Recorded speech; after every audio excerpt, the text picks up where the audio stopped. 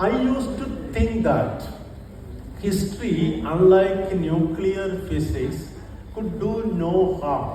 ഞാൻ വിചാരിച്ചിരുന്നത്,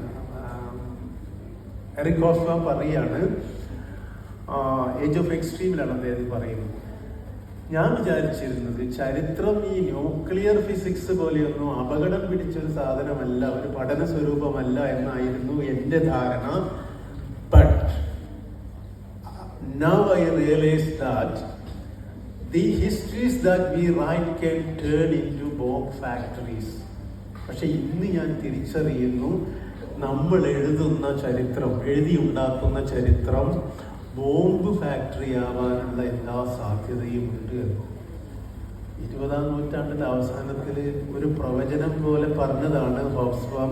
നിങ്ങൾ ആലോചിച്ച് നോക്കൂ, ഈ പ്രവചനം എത്രമേൽ സത്യമാണ് എന്ന് ഇന്ന് ഇന്ത്യ രാജ്യത്തെ അനുഭവം നമ്മളോട് പറയുന്നുണ്ട്.